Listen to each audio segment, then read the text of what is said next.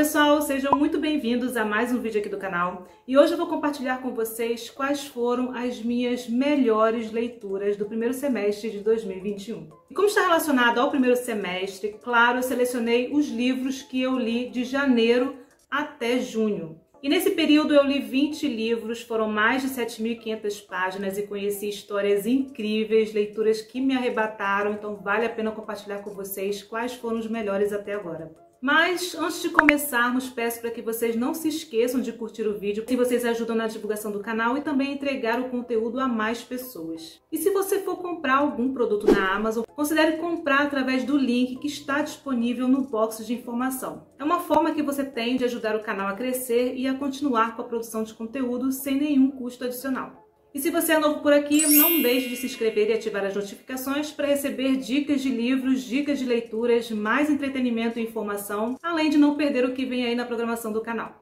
Vou deixar também o link na descrição do vídeo para que vocês possam acompanhar o tour literário em outras redes sociais. Fim dos recados, bora para as minhas melhores leituras do primeiro semestre. Bom, aqui não tem nenhuma ordem de prioridades, todos que eu vou mostrar aqui para vocês me marcaram.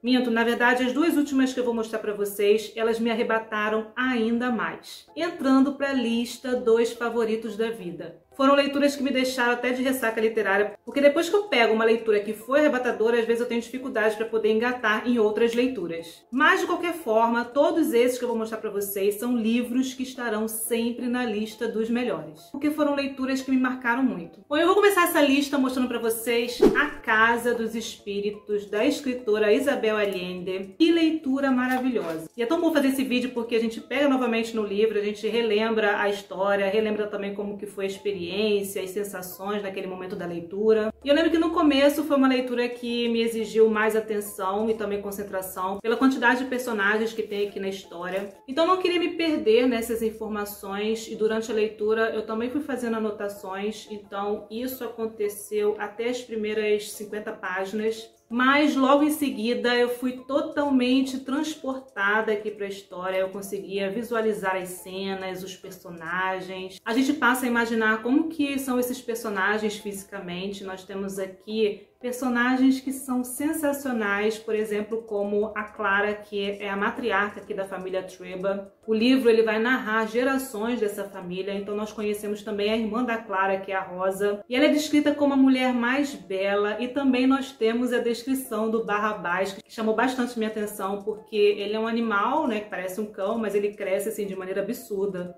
Então, conforme o livro ele vai descrevendo esses personagens, a gente acaba exercitando também a nossa imaginação, não só com relação aos personagens, mas também a gente imagina os lugares, a gente também se emociona e se envolve com os dilemas e também com os conflitos, com os amores proibidos.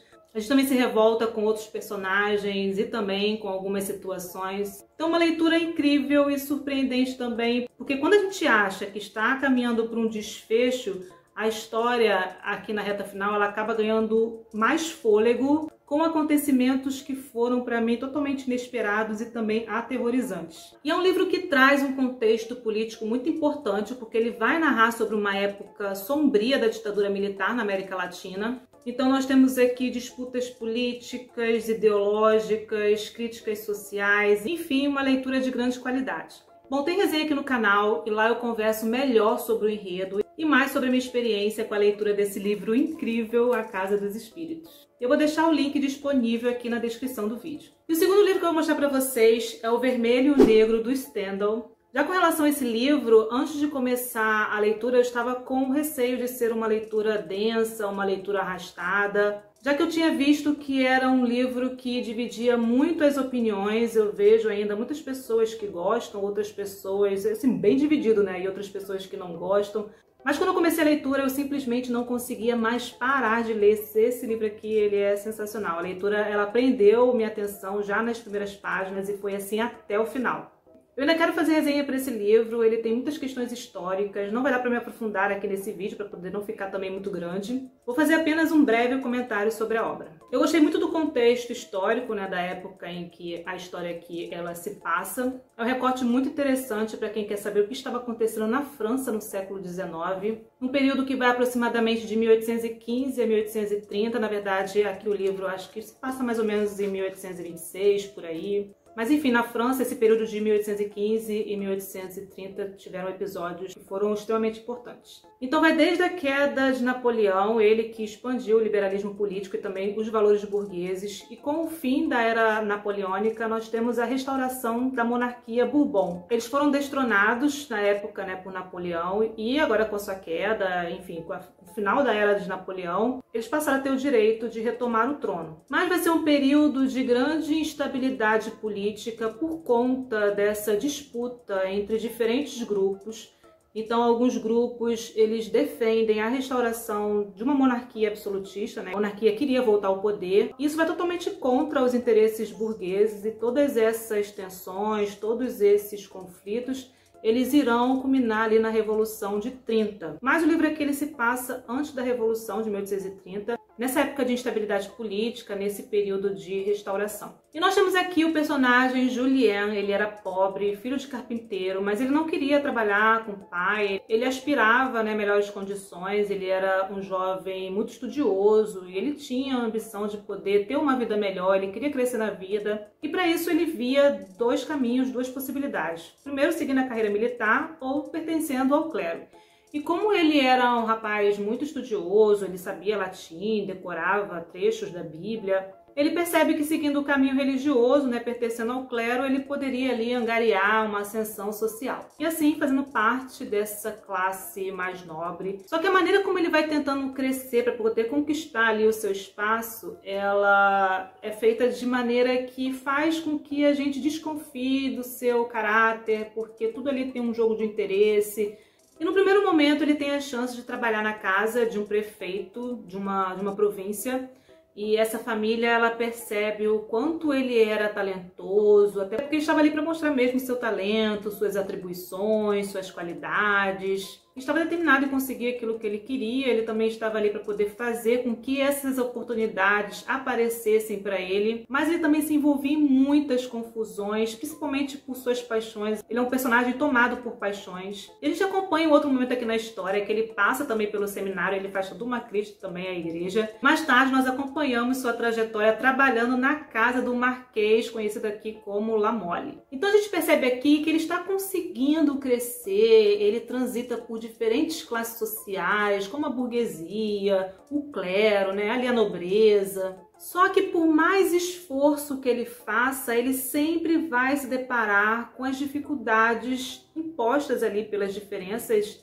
entre as classes sociais, e que acabam impedindo, né, que ele realmente cresça ou que ele conquiste aquela posição que ele tanto almeja, e ao mesmo tempo daquele grupo, né, daquela classe que ele tanto detesta. E ele detesta porque ele idolatra Napoleão Bonaparte, e ele esconde isso de todo mundo, até porque ele não pode revelar isso para ninguém, já que agora ele está frequentando essas classes sociais nobres que eram totalmente contrárias aos ideais bonapartistas. E é bem interessante porque aqui a gente vai conhecer a estrutura social francesa dessa época. Então o que nós temos aqui é essa jornada do personagem, né, Julien, em busca de uma ascensão social, mas suas paixões, elas acabam levando, né, o personagem a ter atitudes que só prejudicam ele mesmo, e colocando também em xeque todo o seu esforço, todos os seus objetivos ali de fazer parte daquela sociedade, daquela classe mais nobre e ter uma ascensão social.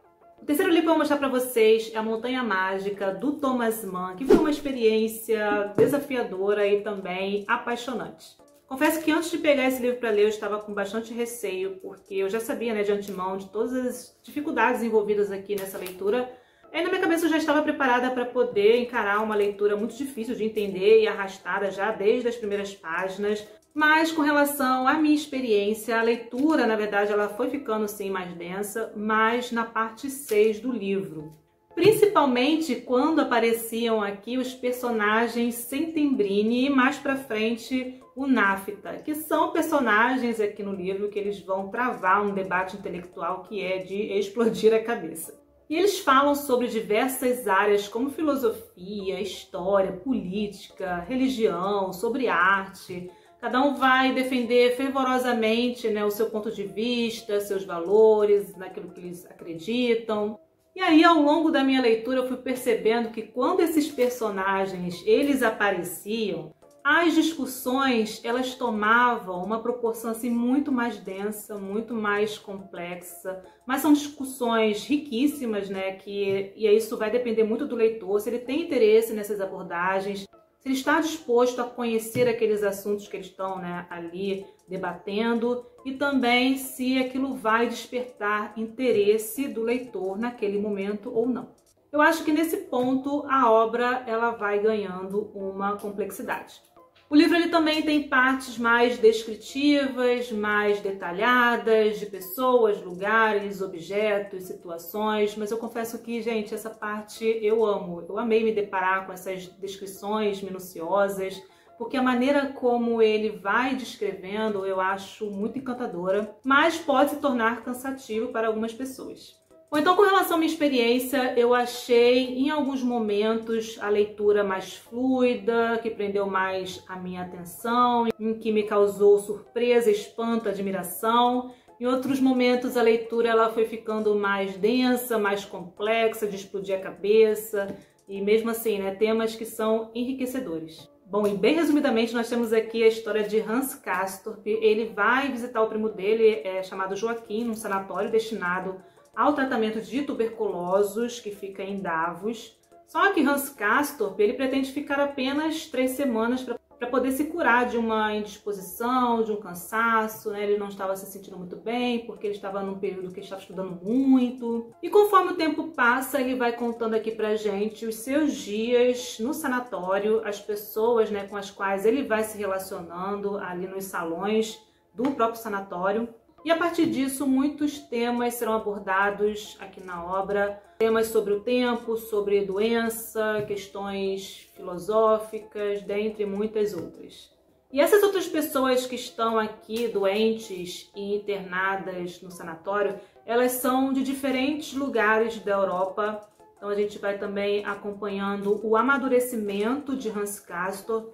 Ele passa a se interessar por diversos assuntos, ele aprende bastante aqui no período que ele está no sanatório, principalmente quando ele está conversando aqui com o Settembrini ou quando ele acompanha o debate intelectual entre Settembrini e Nafta. Então aqui no sanatório ele passa a ter contato mais profundo com temas, né, como eu já falei, sobre política, sobre religião, filosofia, arte, também sobre vida e morte, sobre o amor. Ele se apaixona aqui por uma personagem. Também, né, o livro vai falar sobre a subjetividade do tempo, um dos temas que eu mais gostei aqui. É um livro que tem muitas camadas, não vou me aprofundar aqui nesse vídeo, mas desde já recomendo fortemente. O quarto livro foi O Homem que Ri, livro perfeito, maravilhoso, entrou para a lista dos favoritos da vida. Uma leitura que eu não conseguia parar de ler. Bom, não vou me aprofundar aqui no enredo, porque tem resenha aqui no canal. E foi uma leitura que me arrebatou. Um livro que vai abordar questões históricas, crítica social.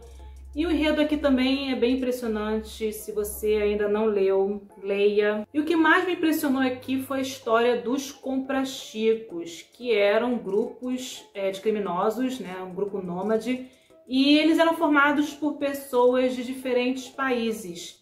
E eles compravam crianças e deformavam o seu rosto, deformavam o corpo, para que eles pudessem depois fazer o povo rir, trabalhando como bobo da corte ou como saltimbanco. Num determinado momento aqui da história, os comprachicos, eles são perseguidos e na fuga eles acabam abandonando uma criança chamada Gwynplaine. E essa criança, ela é abandonada num lugar inóspito e ela vai buscar sobreviver. E ela vai parar na casa do personagem aqui chamado Urso, só que antes disso, o menino ele encontra, né, durante o seu caminho, ele encontra uma bebê. E aí ele segue o seu caminho e vai parar na casa do Ursus. E o Ursus, ele morava sozinho apenas com um lobo, que era o seu melhor amigo. E ali eles vão formar uma nova família. E a história aqui ela vai denunciar a miséria do povo e também os privilégios da nobreza. E também tem toda uma reviravolta aqui na história. Então, assim, foi uma leitura muito emocionante. Tem vídeo aqui no canal, não deixe de assistir. E temos aqui também uma leitura que me deixou um bom tempo de ressaca literária, porque foi uma leitura arrebatadora. né? O Nome da Rosa, de Umberto Eco. Um livro que também tem muitas camadas, porque ele aborda aqui muitas questões filosóficas, religiosas, históricas, mas são assuntos interessantes, principalmente para quem gosta da época medieval e também sobre o período da Inquisição. E aqui nós temos dois personagens, o Frei Guilherme e o noviço Adson, não lembro se é assim o nome dele, mas ele é assistente, né, do Frei. E eles chegam no mosteiro para poder investigar alguns assassinatos que estavam acontecendo ali. E eles descobrem que esses crimes eles estão relacionados, né, com a biblioteca aqui da abadia. E para poder ir fundo nessas investigações, eles precisavam entrar nessa biblioteca, que além de ser um acesso proibido, eles também acabam descobrindo que a biblioteca ela tem uma estrutura de um labirinto. E aí eu fiquei apaixonada. Então eles precisam descobrir como andar, né, por esse labirinto, conhecer a estrutura da biblioteca, mas para isso eles precisam desvendar muitos mistérios. E a narrativa aqui, além de muitos mistérios, ela também possui códigos secretos, né? Eles precisam decodificar manuscritos. E durante a minha leitura eu ficava tentando adivinhar quem era o assassino e eu pensava, não, com certeza é esse assassino. E quando a gente vai ver, não é quem a gente está pensando. E conto pra vocês que eu assisti o filme, né? Mas eu assisti na época da escola para poder fazer um trabalho de história.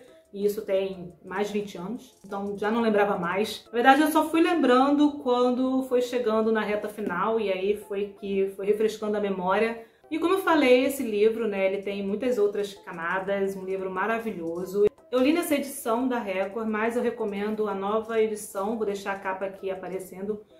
Porque nessa edição aqui que eu li, né, tem algumas partes que estão em latim, não tem tradução, e isso era desejo do autor.